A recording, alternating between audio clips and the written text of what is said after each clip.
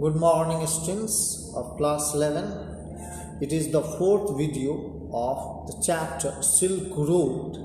It is a lesson taken from Hornbill book literature, and so you would like to know something what I told you, that the narrator and others were T. Satan and other members of the road traveling had become so tired. He was suffering from cold.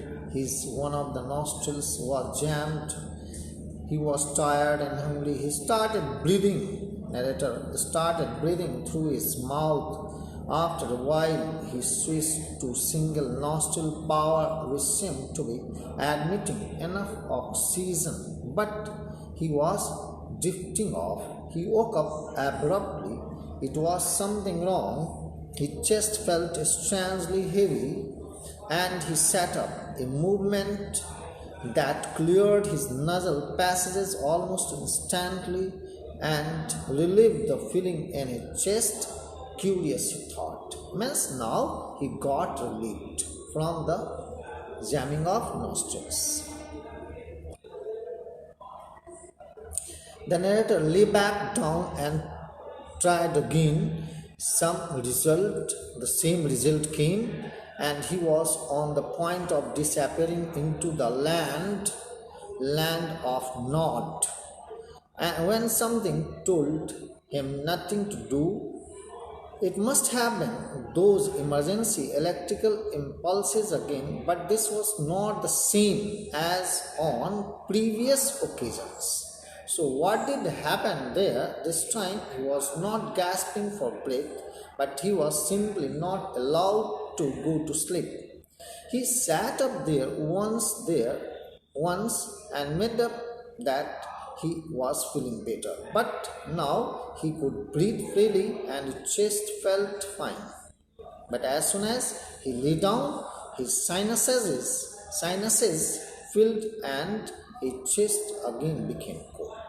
He tried propping himself upright against the wall, but now he could not manage to relax enough to drop off. So he could not put his finger on the reason, but he was after to go to sleep. A little voice inside him was saying that if he did, he might never wake up again. So he stayed awake all night, means he knew the danger impending. T. Satan took him to the Darchen Medical College. The next morning, Medical College at Darchen was new and looked like a monastery from the outside, with a very solid door that led into a large courtyard. They found the consulting room, which was dark and cold and occupied by a Tibetan doctor who wore none of the paraphernalia that he had been expecting. No white coat. He looked like any other Tibetan with a thick pullover and a woolly hat. When he explained his sleeplessness symptoms, his sudden aversion to lying down, he sought the narrator a few questions while feeling the veins in his wrist. It is cold, he said finally, through Satan. A cold and the effects of altitude. Means he had suffered from sinus as well as the cold due to cold and the high height. He would give him something for it. He asked him if he thought he would recover enough to be able to do to the Koda. Yes, he said, he would complete his pilgrim. Means he would complete his religious journey. Really? He walked out of the medical college clutching a brown envelope stuffed with 15 screws of paper. How many screws of paper? 15. He had a 5-day course of Tibetan medicine, which he started right away. He opened an after breakfast package and found it contained a brown powder that he had to take with hot water. Brown powder with hot water. It tasted just like cinnamon.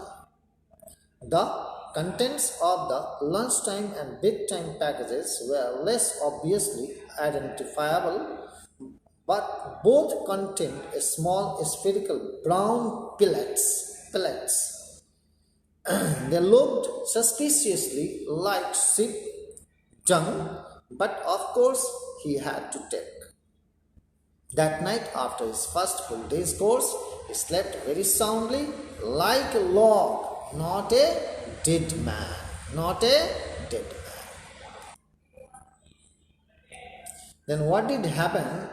Once he saw that he was going to leave, Satan left him to return to Lhasa. As a Buddhist, he told him. He knew that it did not really matter if he passed away, but he thought it would be bad for business. Darchen did not look so horrible after a good night's sleep. It was still dusty, partially derelict, and punctuated by heaps of rubble and refuse. But the sun shone brilliantly in a clear blue sky, and the outlook across the plain to the south gave him a vision of the Himalayas. Now he was able to see the Himalayas. So now there was no problem. It was a snow-capped mountain, Garla Mandhata. What was that? Garla Mandhata, Gurlamandhata, with just a wisp of cloud suspended over the summit. So here the town had a couple of rudimentary general stores. They were selling Chinese cigarettes, soap, and other basic things, as well as the usual strings of prayer flags. In front of one, men gathered in the afternoon for a game of pool. The battered table, looking supremely incongruous in the open air, while nearby women washed their long hair in the icy water of a narrow brook that babbled down past his guest house. Darchen felt relaxed and unhurried, but for him, it came with a significant drawback. What was that? There were no pilgrims. It had been told that at the height of pilgrimage season, the town was bustling with visitors. Many brought their own accommodation, enlarging the settlement around its edges as they set up their tents, which spelled down onto the plain. He had timed his arrival for the beginning of the season, but it seemed it was so early. Then what did happen when the narrator sat pondering his options over a glass of tea in Darchen's only cafe? What did happen? He concluded that they were severely limited. It was not much progress with self-help program on positive thinking, so it had not been easy with all its sleeping difficulties. There, the pilgrimage trail was well trodden, but he did not like to fancy all alone. The coda was seasonal because parts of the route were liable to be blockaged by snow. He had no idea whether he could go or clear it, so he was not encouraged by the chunks of dirty ice that still clung to the banks of Darchen's brook, a small river. Since Satan had left, he had not come across anyone in Darchen with enough English to answer even this most basic question. It was a big problem. Until that he met Norbu. He was in the cafe, and the cafe was small, dark, and cavernous with a long metal stove. There was that ran down the middle. The walls and ceilings were wreathed in sheets of multicolored plastic of the striped variety. It was broad blue, red, and white, that is made into stout voluminous shopping bags sold all over China. This was sold, and in many other countries of Asia as well as Europe. As such, plastic must rate as one of China's most successful exports along the Silk Road today.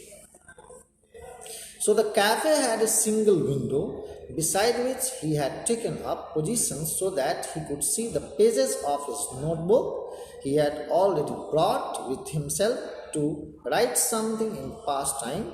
Norbu saw his book when he came in and asked with a gesture if he could sit opposite him at his rickety table. He said, "You know English?" "Yes, Englishman." He had ordered tea and they both just had a conversation for a long time. He did not think he was from those parts because he was wearing a wind-cheater and metal-rimmed spectacles of a Western style. Actually, he was a Tibetan, he told the narrator, but worked in Beijing at the Chinese Academy of Social Sciences. Where did he work? In Beijing at the Chinese Academy of Social Sciences in the Institute of Ethnic Literature. In the Institute of Ethnic Literature. So the narrator assumed he was on some kind of fieldwork.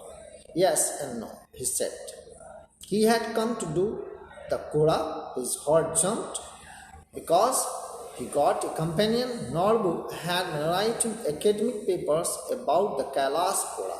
Hence, he had come on research work, Norbu, and its importance in various works of Buddhist literature for many years. It was the purpose of Norbu. He told him, but he never actually done it himself. When the time came, he told him everything. Tarchin. There could be a team, he said excitedly. Two academics who have escaped from the library.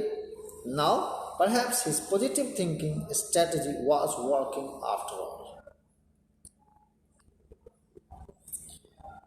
His initial relief at meeting Norbu, who was staying in the guest house, tempted him so much by the realization that he was ill-equipped and he was for the pilgrimage. He kept telling him how fat he was and how hard it was going to be. Very high up, he kept reminding the narrator. It was so tiresome to walk. He was not really a practicing Buddhist.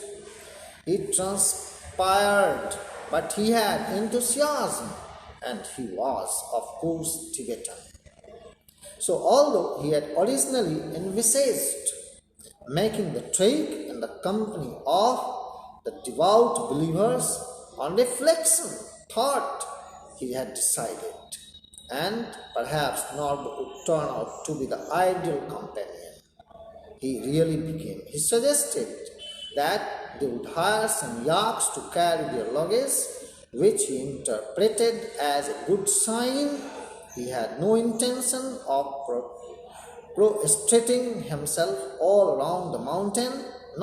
It was not possible, he cried, collapsing across the table in hysterical laughter. Now it was just a hysterical laughter, and it was not his style, and anyway, his tummy was too big. Means now he had already understood that he had covered this very long distance. Thank you, children. Thank you for just listening to it.